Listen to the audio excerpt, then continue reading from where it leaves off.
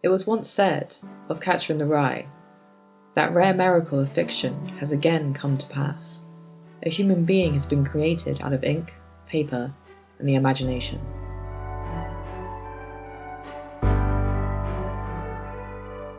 Sometimes we wish for that perfect something to complete our lives. It might be something just out of reach, someone, an idea. But what happens when that idea comes to life? Ruby Sparks follows the concept of how a man can want a woman from afar, but never really know her, love her for his own ideas of her personality, and not have room to adapt. Learning as he goes, Calvin and his creation Ruby find that a person is more complicated than its fictional counterpart.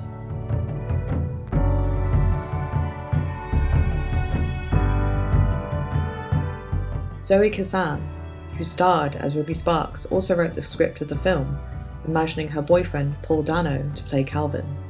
This script was given to the husband and wife duo Jonathan Dayton and Valerie Faris, Little Miss Sunshine, to direct. From the small amount of knowledge, we could see that straight away this was written and directed by couples who understand the ups and downs of a relationship. The concept spawned from the central theme of love and how it can be compared to the actuality of it.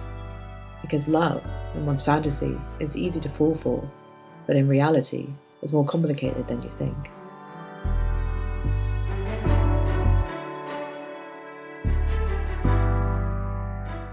This is 2 takes, and this is 1 shot, an analysis of the film Ruby Sparks.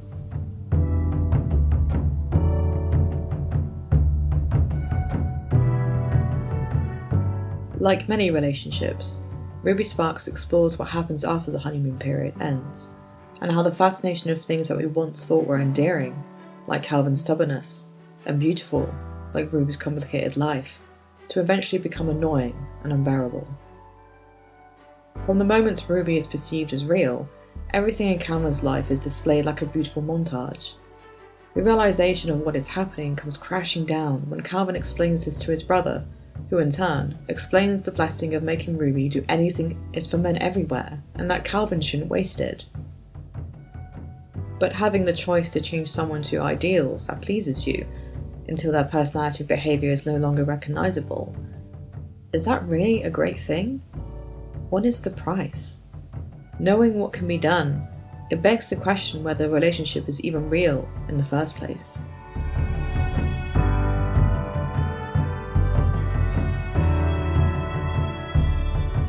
Calvin created the perfect woman in his own image, wrote her, and she came to life.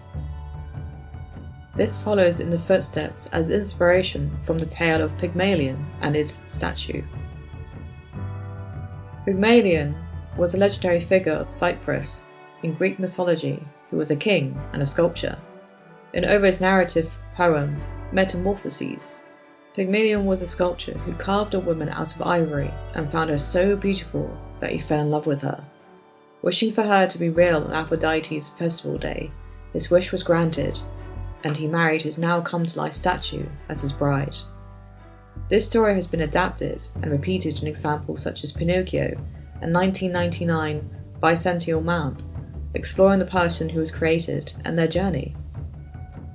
Further along the line, these examples have expanded to include the creator, such as 2007's Lars and the Real Girl, and of course, Ruby Sparks. From creation to creator, the limelight explores the complexities of things as lessons and/or observations. With Lars, it was mental illness. In Ruby Sparks, it's more about relationships and how women are more gazed at but never seen by men.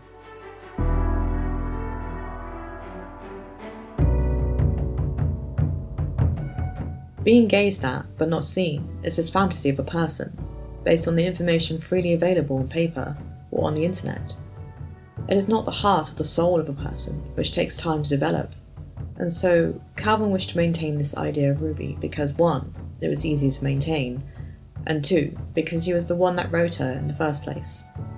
Control of the situation, the magic of falling in love with Ruby, as the idea of falling in love with writing again, merges many different layers of a story that, as Chris Pandolfi, online critic, would say, a fantasy, a character study, and a cautionary tale all rolled into one.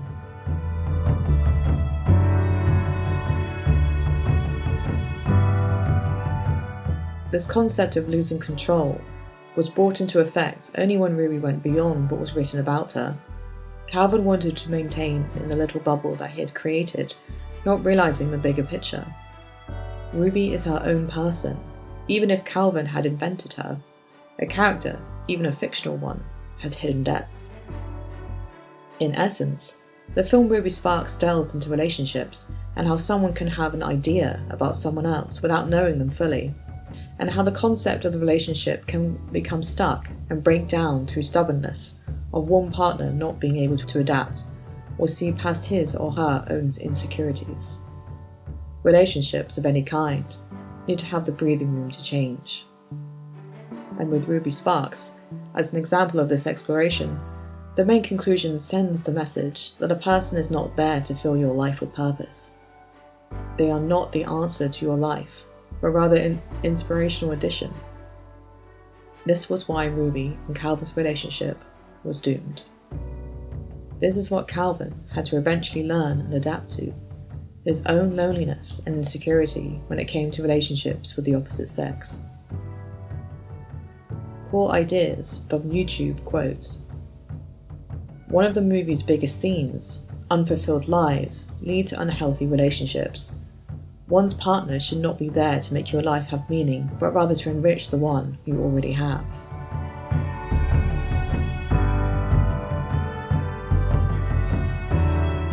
She followed the script until she went off page and became her own person.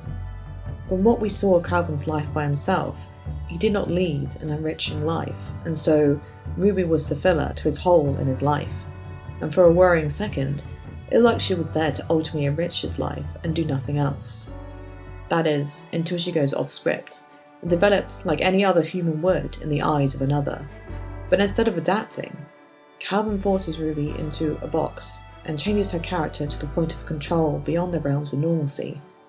This is a certain insecurity in how Calvin treats this whole relationship, reveling in the attention he gets from her, and then, when he wishes for some quiet time, he expects her to follow suit.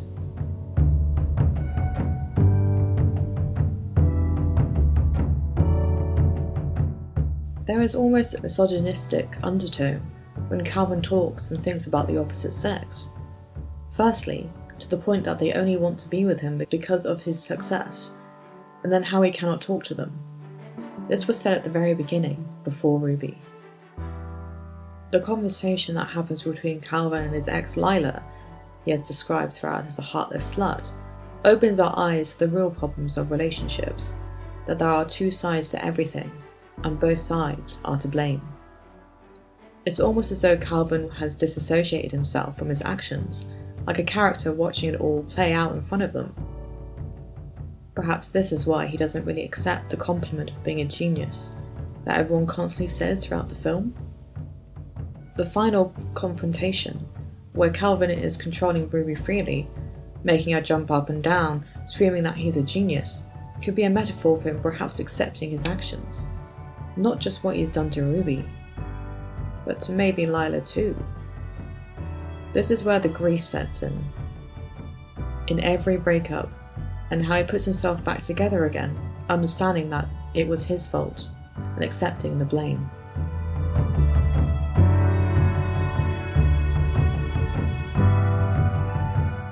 A major turning point, I find, was when he switched his typewriter for a laptop. This could be seen as another new chapter opening, and thinking back when Calvin described various aspects of Ruby to his psychologist, he can, like Ruby did at the beginning, feel a change happening. The whole chapter of Ruby Sparks being Calvin's life was a page-turner, agreed, but it was more than that.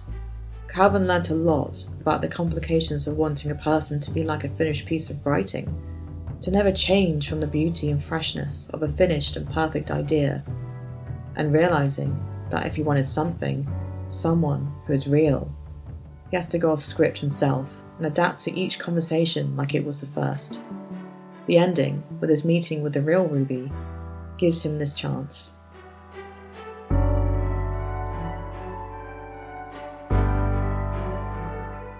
With Ruby leaving Calvin, it was the final nail in the coffin. He had to let her go, understanding that this relationship could never develop off of the page in the way he wanted, because it wasn't natural, it wasn't really real. So in a way, his writings, from what we see in his dreams when creating Ruby, is Calvin essentially talking to himself through Ruby about things. And like every new interesting relationship, it does start off with amusing remarks, fascination over the other person, and compliments and desire. It is once you get to know that person, once the layers have melted away, that it can be clear that many aspects of their relationship, and perhaps many things Calvin was set on believing about himself, is not entirely true. It was a hard pill to swallow, but Calvin turned over the page and began with a new slate, expressing himself through his creative writing pursuits, and like a diary or journal, wrote to Ruby still, hoping the best for her and quietly hoping for the best for himself in this new chapter of his life. And finally, letting go of his gaze and seeing Ruby for what she really is, a person that he doesn't know, a person he didn't create.